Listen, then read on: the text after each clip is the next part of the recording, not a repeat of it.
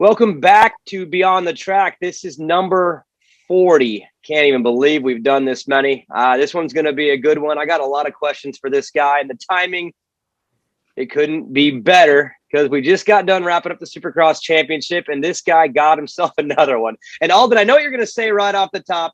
It's not you, it's the rider, but you're a big piece of that puzzle, as we just spoke about before we pressed record.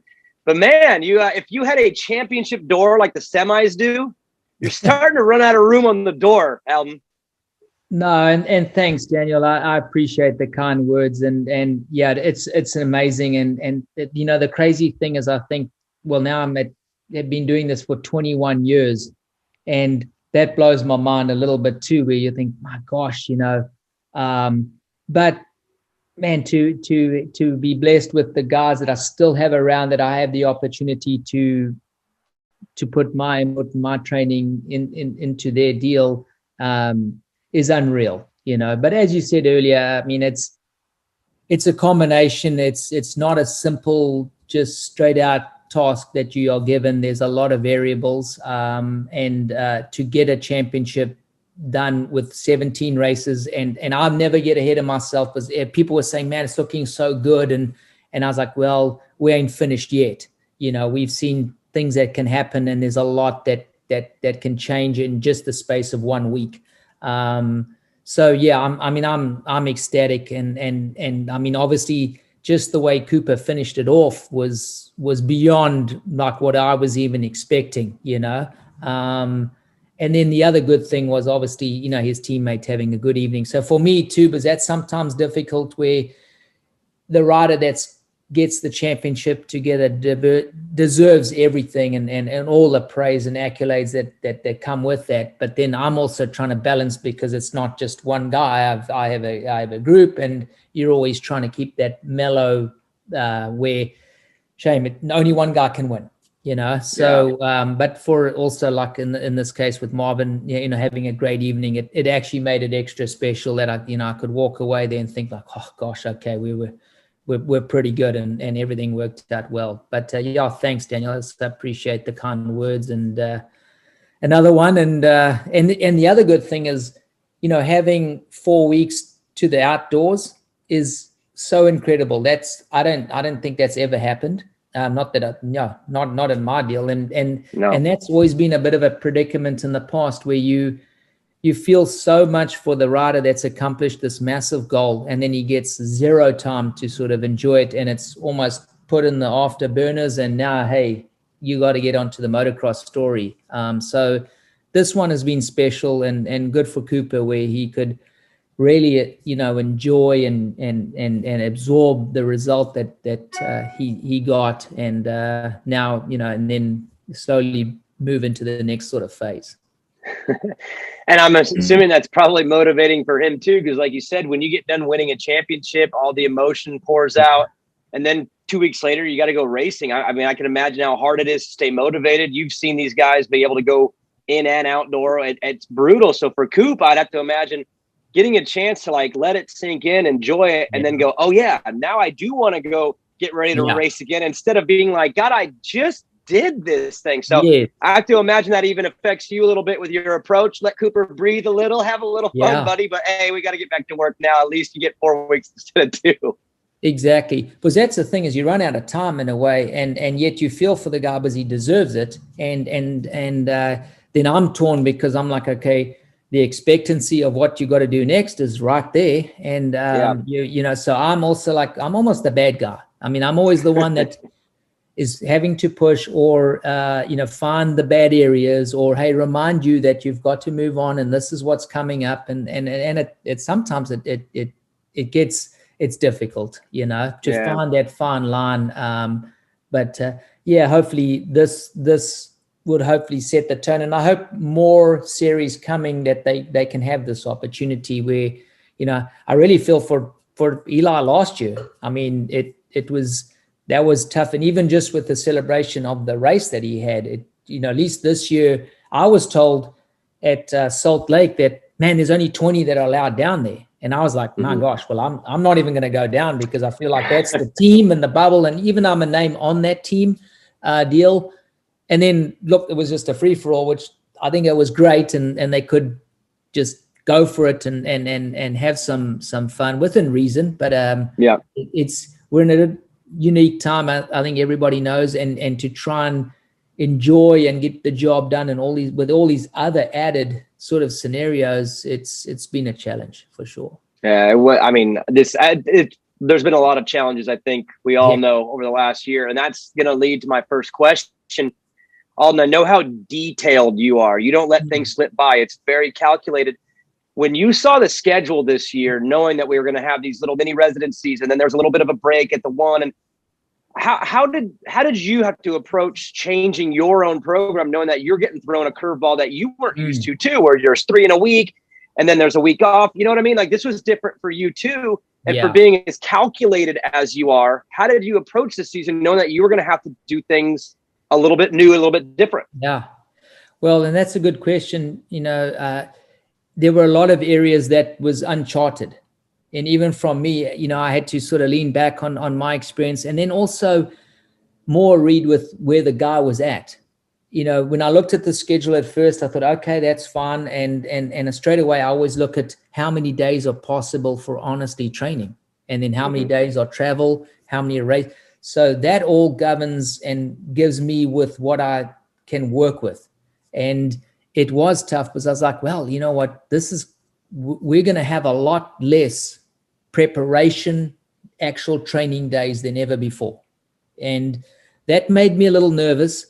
And then the other thing was, okay, where would the guy be at certain phases in the championship? You know, you always really hope that the guys can come out well in the beginning and almost set the tone, and you build on that. But, you know, this year we didn't come out that good. And that can set a tone and a lot of different kind of chase your tail scenarios. So thank God it didn't go off track, but there was some difficult initial stages, you know, that we had to deal with. And those are the ones that set the tone as you go along. And then I'm always trying to look ahead and be prepared. I knew that in my mind, when I looked at the potential of that whole Atlanta deal and that raceway, that was my biggest concern, because it was a different dynamic, a different situation. I was told that this track's going to be way longer, but a lot more clay. It was, so if I had to pinpoint one area that I was always, when I looked at the schedule, that was going to be a tough one to deal with. And it was tough for Coop in that situation to make that work, and for us to figure out a couple of things and get the job done.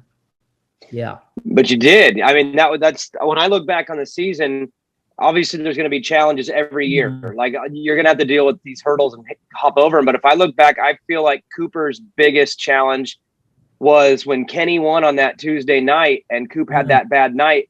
It was like almost like all that momentum that had been made in progress, like, quickly turned around. And I felt like that was the biggest test. What were you guys going to do in that moment? And my thought was just survive, like, get out of there, get out of. Yeah. And I guess my question is, are you know Cooper well enough now to know him, but were you still a little surprised that he was able to not only bounce back, but almost like leave, like it was almost like the final punch? You know what I mean? It's like, it was like the final hit back. Instead of just surviving and stopping the bleeding, he swung back like as hard as possible. And it ended up being, I kind of thought, like the final sucker punch that kind of almost deflated and ended the whole thing for Kenny. That's what it looked like to me. So were you surprised with his ability, collectively, your whole group, being able to bounce back from that, and not only bounce back, but bounce back pretty dramatically? Right. You know, I think in that situation, once again, you always look at what feeds the rider. And one thing with Coop, and that's what makes him a champion, is out of those little sort of negative situations, he almost finds another way of feeding off it. And I've had a good few riders in the years where disappointments can either where they back off a little, regroup in their own little way, and then come back, or it's a major feeding for them. The one thing I looked at there, and it always has to stem back to, obviously the team's there to support. I'm there. We're all like, okay, how can we, like you say, stop the bleeding, fix, regroup, not lose sight of where we're at, and we're still in a good position. But the rider, it comes down to what is he wanting to do? Like, how far is he willing to go? And I always look for that. I always look for, okay, is the guy kind of in that way? Is he going to settle a little? And he can, in a way. Or is he going to, like, you know what, this is unacceptable, and I'm kind of that whatever it takes mentality. And I did feel like he regrouped after that, and he was more motivated than I'd seen him in a long time. Not to say that Coop's not motivated. I mean, we see that every weekend at the race, how he, and especially when it comes game time, how impressive he is. But that particular deal, I saw like a little, like almost another step that I hadn't seen in a while. And he regrouped. The team were all about it. I mean, the original plan was, we're close to the next race. You could basically do regular training. You're pretty much not going to lose anything right there. But he took the big step, came back down to Florida. The team came with him, figured out a couple things. He put in some big efforts, and even to the state where I was like, man, I'm watching my numbers and my ratios, and I'm like, man, I don't want him to use it all up during the week now, and we go there and it's a little flat. So that was a challenge for me. I was like, man, we got to find that fine line. But he went back and like you said, man, he put in an effort there that was so impressive, and it was almost that last sort of sucker punch that I feel did set the tone going the rest of the way. Yeah, it seemed to me, I mean, I evaluate these riders in races afterwards. It's what I do. It's my job. And that was like the one time where I felt like I didn't know how to evaluate what I had just seen, because he had just gotten whooped pretty bad. Yeah. Then we come back on Saturday. Now the whoops are even longer and gnarly. I'm thinking, oh my gosh. But then again, it comes down to his mentality. I talked to Carlos this year, the race when Sexton put Coop on the ground in the heat race. Again, not on purpose, not dirty, but just bumped and put him down. And Carlos said when he hit the ground, he knew. He's like, oh, he's winning tonight. That was it, because there's certain things that trigger him that make him almost like unstoppable. And so, it's, again, you're so close to him. You get to see all this. And I'm wondering if those 8 races in a row, because we had a graph on TV, he beat Kenny straight up 8 races in a row. I wonder if that almost even made him a little complacent, a little just going through the motions. And then it took one bad one that woke him back up. And then he was like an animal from then on. It was like he was gnarlier the rest of the way. And it was almost like a little wake up or something. Yeah. I don't know. I still can't figure out what he did there. Yeah. But and I kind of agree with that. And it's easy. We all, you want to get the job done as more than like in the most safest, predictable way you can, that you can surmise. But it is amazing when you get shoved a really bad curveball. That's what, to me, separates sort of the true champion guys with kind of the rest. And it's hard to say that in a way, because the level is so high. So to separate yourself when you're in that level of such amazing talent and guys, dude, it's incredible. And at the end of the day, I give that to him. Like there's, I can't install that in a guy. I can say, all right, hey, this is where we are in ratio. This is where, and the plan and sticking to it and making sure that that's getting done. But man, at the end of the day, that little piece that comes from the guy, which he has it. And once what motivates him is kind of those scenarios. I would always, like you say, he'd have a rough heat race and you think, gosh, I hope that doesn't translate. But boy, that almost motivates. It's almost a good thing when he has a bad heat race. And I'm looking at like, hey, dang it, you're not going to get the greatest gate pick. I'm analyzing all the other little pieces that I know over the years that are pretty dang critical when you've got such a high level of guys. And he's the guy that takes that and almost makes you look bad, Just throws everything else out the window because it's the one. Don't know about that gate pick too. And he make it happen, so it is incredible. And that will and desire that he has is so deserving of what he's accomplished. So it's awesome. Well, he handles curveballs very well. So now we'll see how well you handle one. I'm going to throw one at you because I I don't know you well enough to know the answer to this, and I really genuinely want to know, outside of this job and this life and this passion that you have, because I know you're passionate about what you do. It's not a job. Actually, it's not a job to you. It's a passion. What do you do outside of this sport in general? What's for you? Like, what do you do on your time off, hobby? Like, something about Aldon that I don't know. I don't know. Tell me. You know, it's crazy because this job is so consuming. I mean, I'd have to say that my next sort of, and I try and focus that the job doesn't consume me that amount, because it does consume you. It's not something you can clock out at 5 and then be okay. I can figure everything. The brain is constantly working on where could we be better, what could be done. And especially having the facility, which is another animal on its own. But I'd say, look, my only release is my family. My wife and my 2 guys, they are the ones that bring me back. And so I try and look for, and thank God for that, because otherwise, I don't know. I mean, I'd be a loss, you know what I mean? But, and also I got to give respect to them that they understand my job.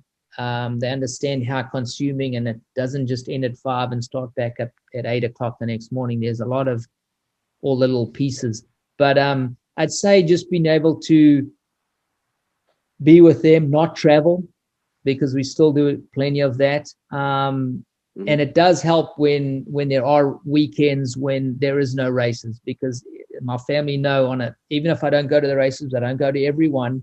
On a Saturday, I'm a different animal because of obviously watch you guys from the first practice, and hey, good job. You guys, it's been pretty dang cool watching and listening to your input and what you guys analyze and how you make that happen also for so long. I give you all the props. But to answer your question, I don't really have anything, like I'm not a big golfer or a fisherman. This sport sucks everything out of you.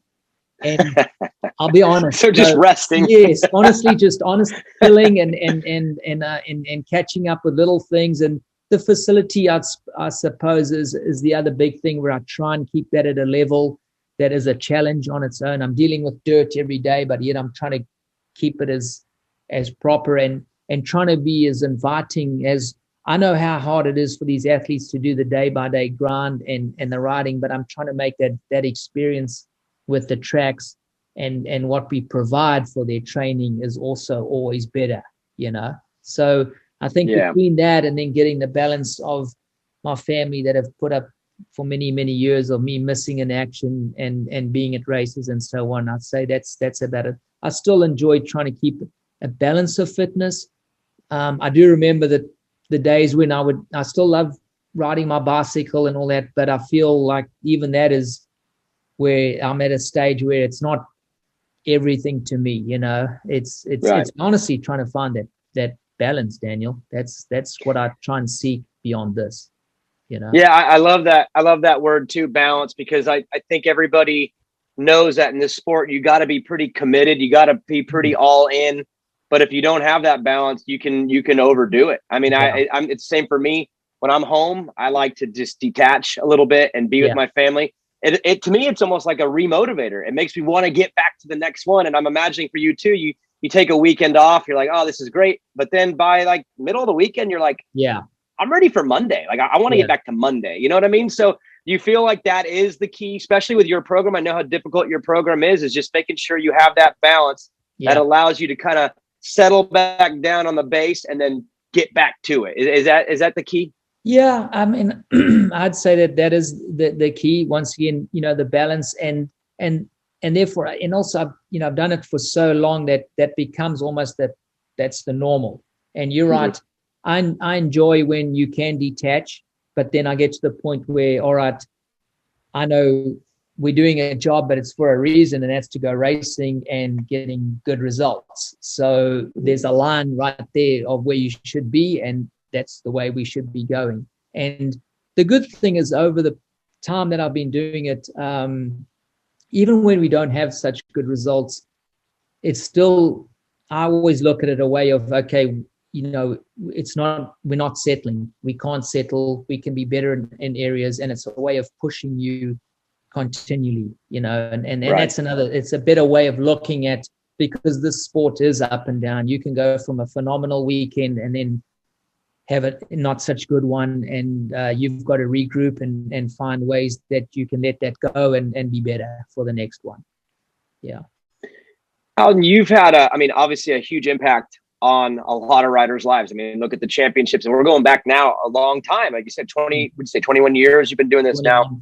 So it's a lot of lives that have affected you. When we go back in time to your career, when you were at that age and you were chasing your goals, did you have anyone like you that was influential, that really kind of maybe made you who you are now, or maybe had an effect on you then that kind of steered you in a certain direction? Just someone like that had that kind of effect?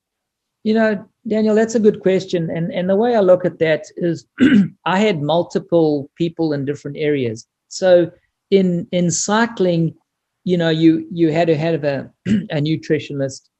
You had to have your bicycle trainer, meaning your actual trainer that put your plan together to get your ability and cardio.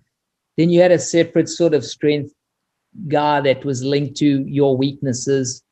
And I think for me, and I didn't have the greatest of support, especially it was crazy. I had amazing support when I came from South Africa. And yet when I took the step and sold up everything to come to America, and then that included a lot of racing in Europe, it was better in America, but then it was really bad for me in Europe because I lost that support program. And it taught me a lot of how critical your support program is and how many avenues you have to have covered. So I would say, my background with the scenarios, I learned a lot from it, but it wasn't the best scenario. I remember being, miserable in Europe, racing bicycles that had started off fun, but it had evolved, and that's where I was. And in order to be the next step, that's where I found myself. And they weren't really fun days at all. But I did learn a lot with regards to how training, especially cardio, finding links that particular to you, that if you don't correct that, you're going to have a shortfall, and that's genetic makeup, each guy being different. So when I got involved in the motorcycle, I first came on as physical and get the diet right.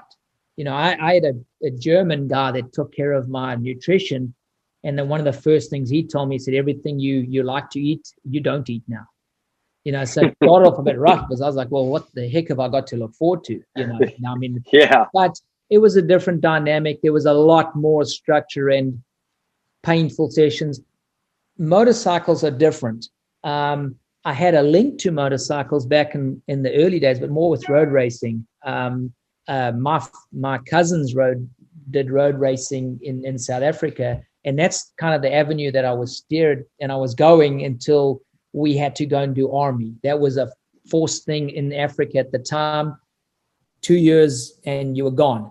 When I tried to come back after that, I'd lost the opportunity. So I was still in a way a little bit bitter that the motorsport avenue that I wanted to go, it never came about. But then I had to go another avenue. But when I look at full circle, the opportunity that I got to get back and help a motorcycle guy at the time, that developed, but I did get to see that the support factor that they have is incredible, and that makes a massive difference. And that comes from the team, from the parents, from the likes of what I bring to the table with the physical training, the nutrition. I mean, if you don't have a good mechanic, so when I actually started to see how things almost should be run, that really gave me a perspective when I could look back and see the shortfalls that I had because I was missing a lot of little links. And I think that goes to anything. I mean, I'm sure even in your career, as that support program probably sort of got tougher, it affected you, and I think that's one big thing in the sport. I look at guys that have ability and have everything going for them, but if you don't have those other pieces, I don't know how you do it. Well, especially if you're going up against guys that do have it. That's exactly. If you're on the gate with a bunch of guys that don't have the full program, hey, then maybe the talent can shine through or the circumstances can shine through. But when, like you mentioned, how deep the field is and how good everybody is, when you have 10 to 12 guys that have incredible bikes, incredible training, incredible nutrition, talent, mechanic, then how do you then elevate yourself through that pack of guys, because they all have what you have, which is all those pieces you're talking about. Then where do you get the little extra to get the title? I mean, these things are that's with those small little things, because, you know, when I first started with Ricky and I was brought on, and I was just told, just get his fitness right and get his nutrition right. I said, all right, I'm good with that, because hell, I mean, I'm no Supercross guy, you know, and there it started. But I did get to see, like you say, how all those factors, they were there, and once pieced together, you know, he almost set the bar.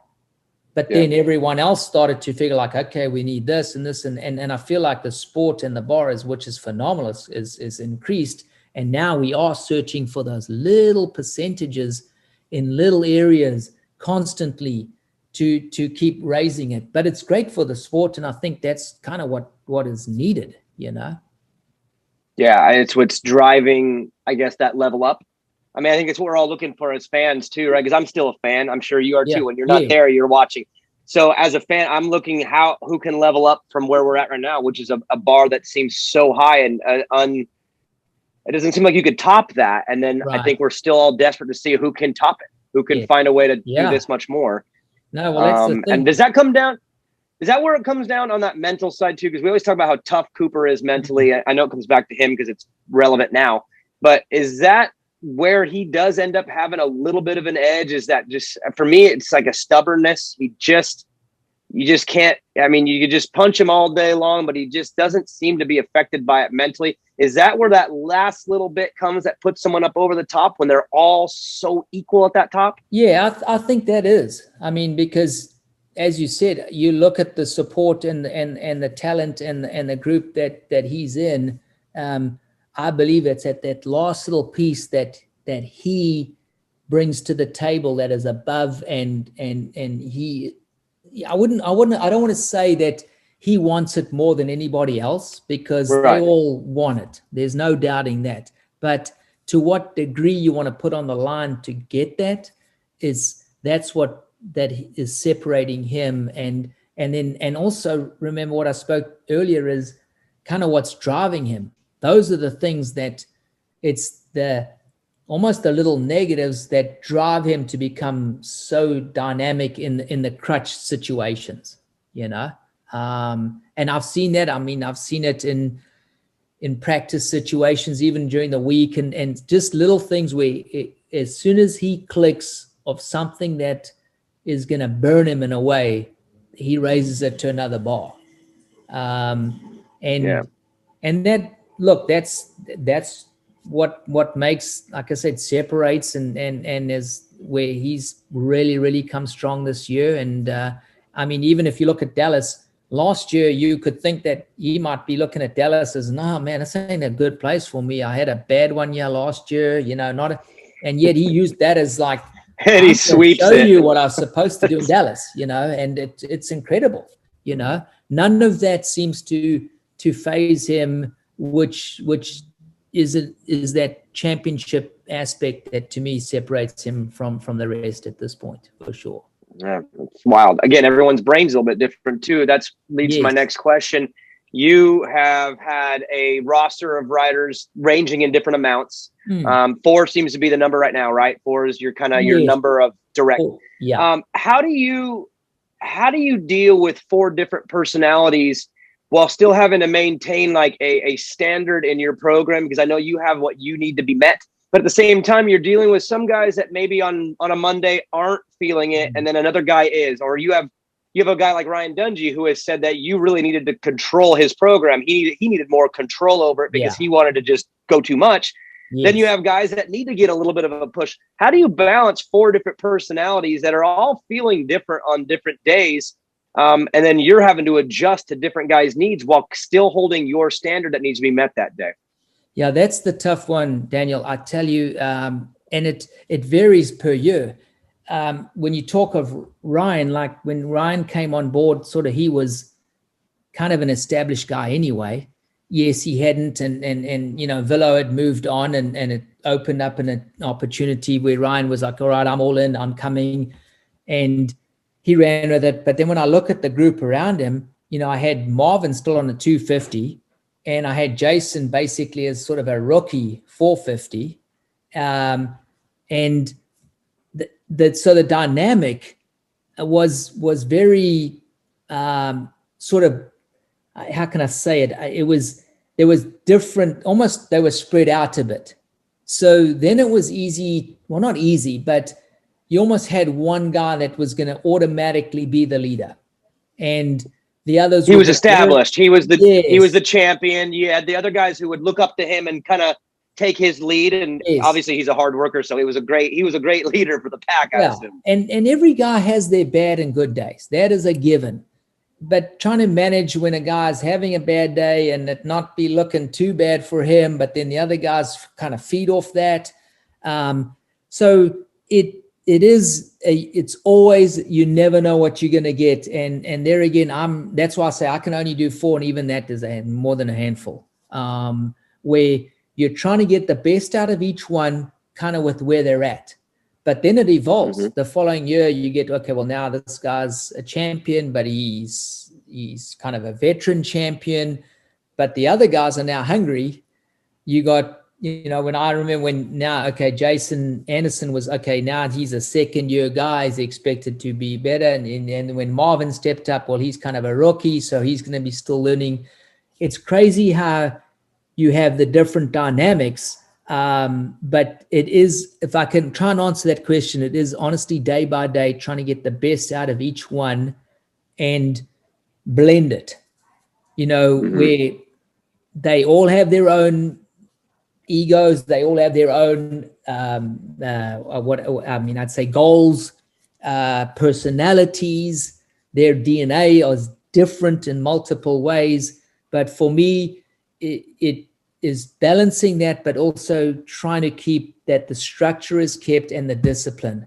And I think the biggest thing for me is always being focused on, guys, I don't care what problem you have but if we lack the discipline or the respect factor, then I'll become a different animal. And I think of maintaining that always helped keep that balance right, because there was no like secret recipe or exact, you know, plan. I mean, I have a plan for every day, but my gosh, how many times that I've had to tweak it or mold it, or if one guy's having a bad day and then we go to the gym, how I'm going to try and help this guy so he just doesn't lose the plot. It is a challenge. And there again, if you look at it from the rider's aspect or their eyes, they're only worried about themselves, which so they should be. So for me, I know that. But I also want them to be, at the end of the day, you know, hey, I had a good day and I got the best out of this day, and that's why I'm here, and it's all about me, because that is what it is for them.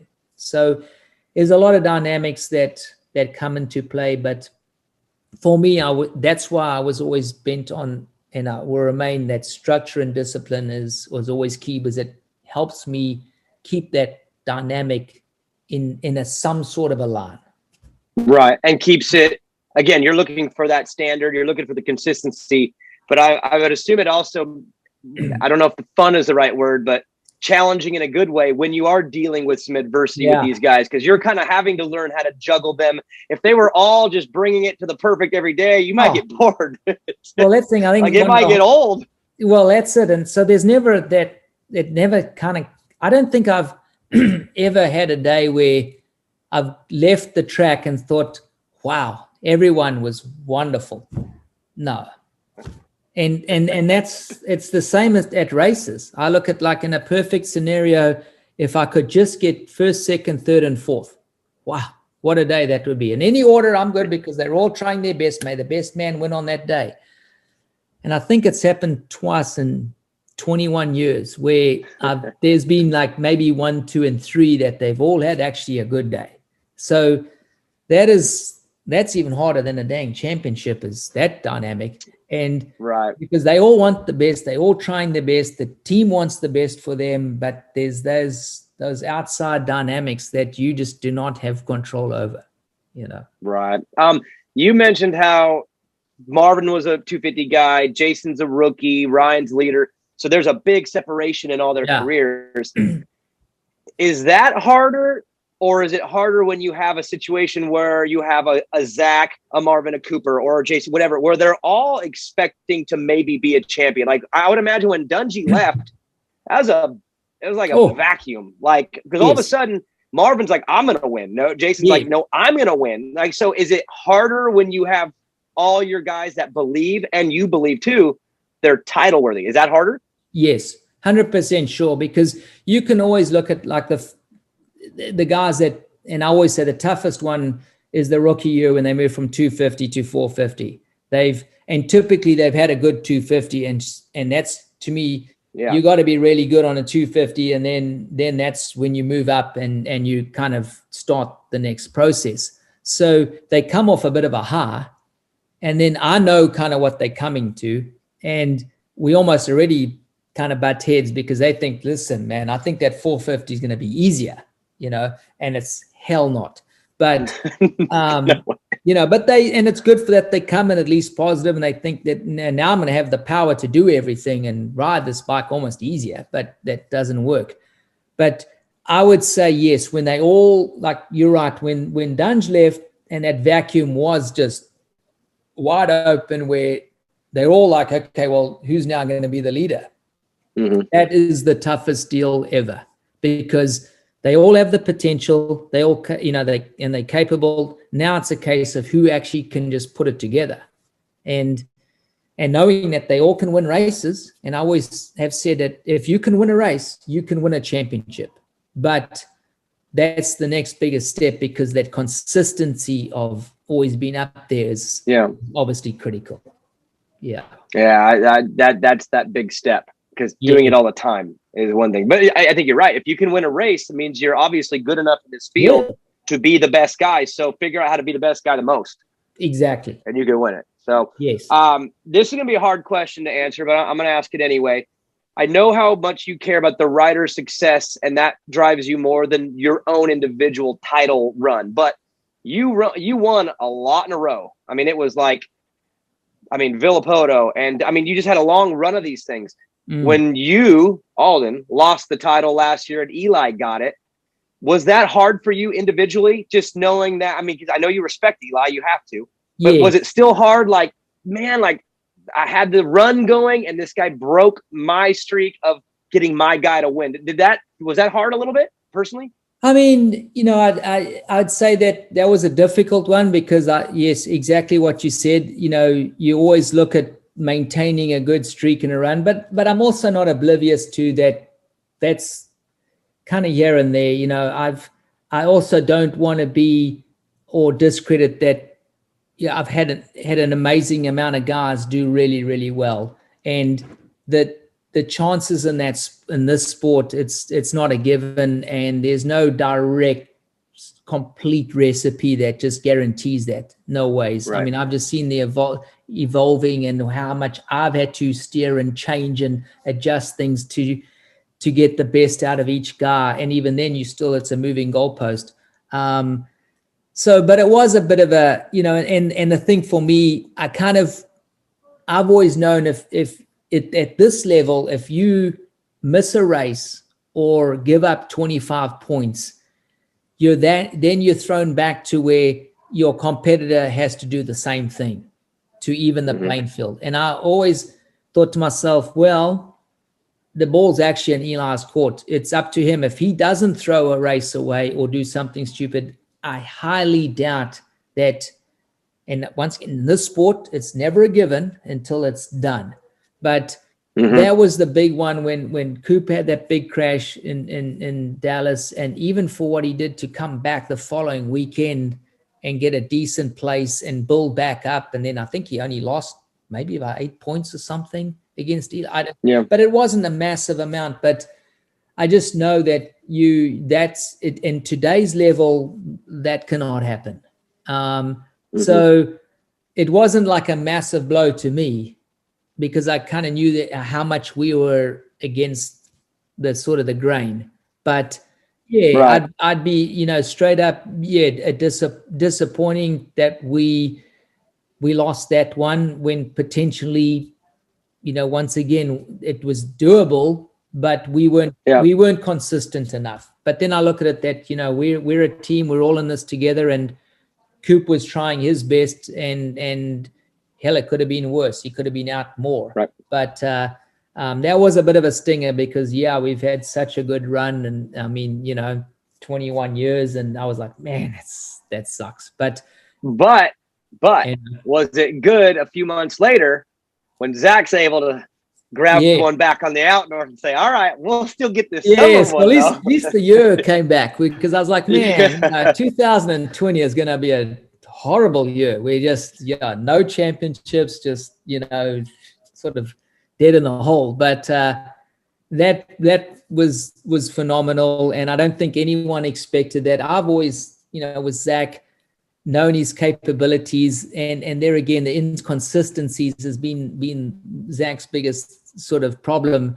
But there again, the heart, the commitment. I mean, if you go back to, I mean, what he did in 2017 in that Vegas race, that shows how much heart and commitment that guy has. So for him to sort of pull it back after some struggling sort of situations on the 450, and so that definitely made up for that one. I was blown away.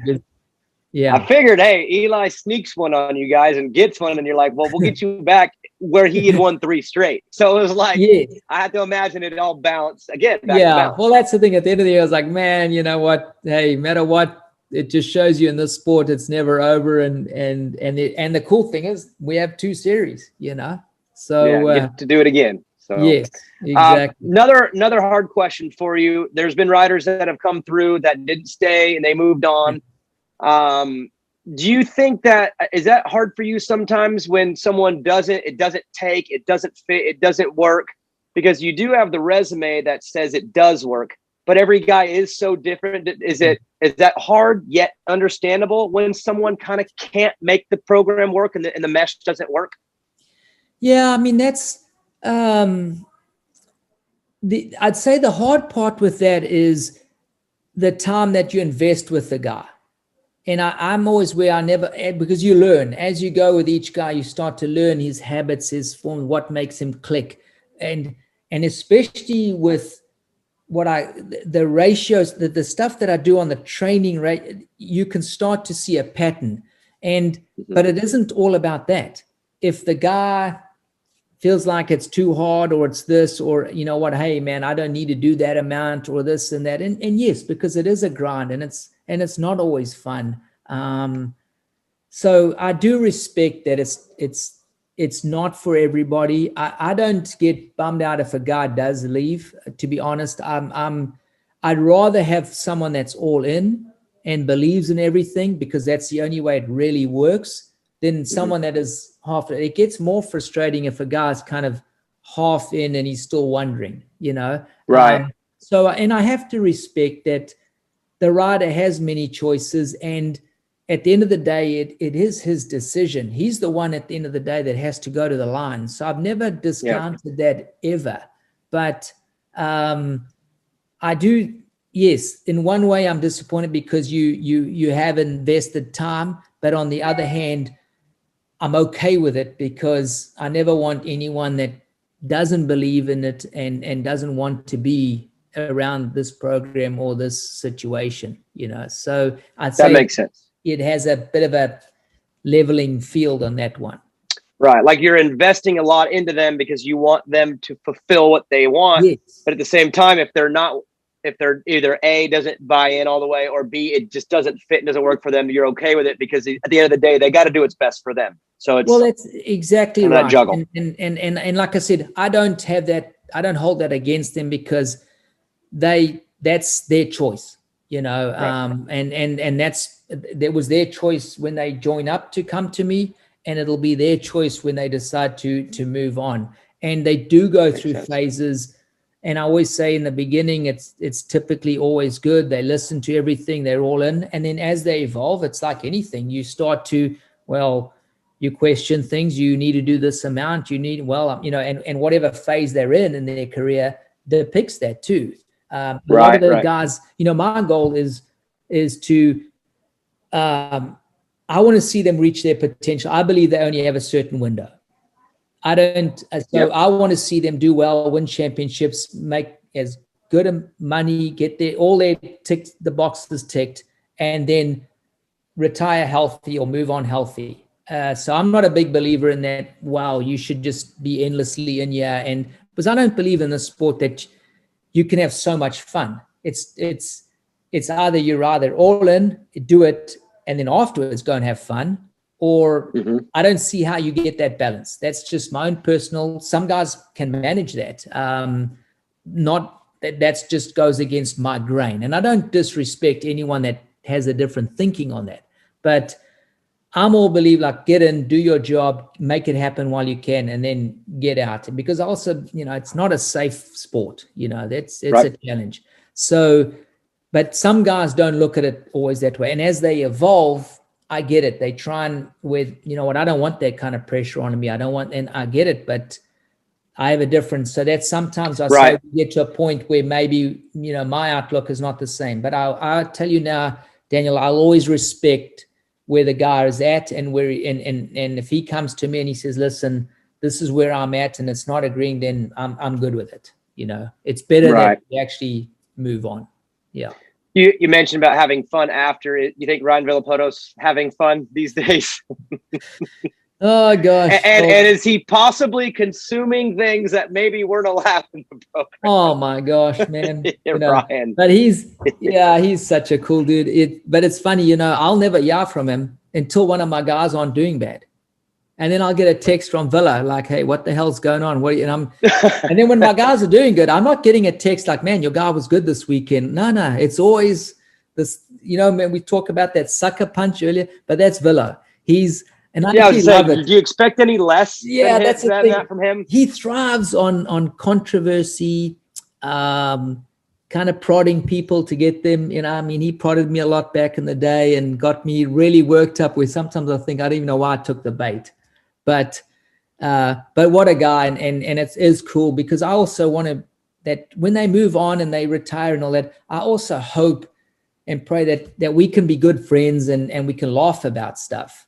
But sometimes the dynamic is not always the same, and they move on and look, I get it. They've got their next part of what they do in their life, and it's typically family, children, and carrying on. So it's good. Yeah. Aldon, last question for you. Again, you've won a lot. The championship door is full, but you still seem so motivated. What is still driving you? What is still driving you to continue to put these programs together, get these riders, find their weaknesses, fix them, build up their strengths, and just build these champions and go to the gate and get it done again? Like, you've won so much, and I always wonder that, like with McGrath when he was winning so much, or Ricky when he was winning. What is driving you to still keep getting up every day and trying to make this happen and go to war and get another title? Like, what's driving you still? You know, I think, Daniel, the answer to that is, first of all, it's the rider that I'm dealing with. I feed off the rider. When I see what they prepared to put on the line and how much they are prepared to give up, that drives me.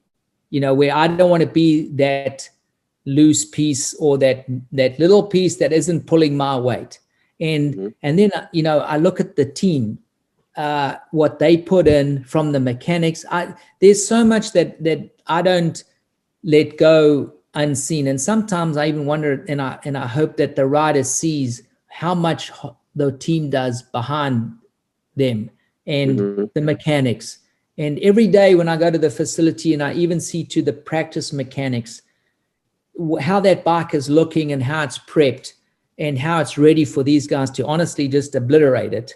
That's what honestly it motivates me, that I cannot be that soft piece of the program. So every day it drives me, knowing the group that I have or I'm linked to and how much they are doing and putting in and expecting of each one of them. It's actually pretty easy to not let anything slip. So if they're committed to going on your program, they're obviously committed. So at the end of the day, you don't want to be the piece that fails, or, you know, so do you have, I mean, an add-on question, do you feel like that adds a lot of pressure to you, knowing that like you can't be the reason why it doesn't work out for a rider? Does that add a little pressure? Maybe a little bit of pressure, but I look at it more as it keeps me sharp. You know, it keeps me from settling, because I do believe as soon as you settle, you know, that's you opening up one little avenue where you're going to get, someone's going to take advantage of that. So I kind of look at it as keeping me sharp, to be honest. It's and the group that I'm around with the KTM, and obviously it's Husky and Gas. Man, I'm in contact with them a lot, with updating them, and so do they with me. So the family really, and I look at it as a family, is so intertwined, that and how much they are doing and putting in, and even to the link that we have with Austria. And the cool thing is how like family feel that is. It's phenomenal. So that's what really sort of pushes me to not let anything slip. So in a way, it's actually not that hard, you know. Makes sense. Makes sense. Aldon, good talk. Again, congratulations on another one, and enjoy the couple weeks, but you guys are right back in it. So good luck. No, good luck you, this Daniel. Summer, and I appreciate you taking the time with me today, man. Thank you. And I appreciate you and all you guys. So, and then keep up the good work, man. You really, all of you do awesome, and it's hugely appreciated. Thank you. Thank you so much. Good luck this summer. All right. Cheers, buddy. Thank you.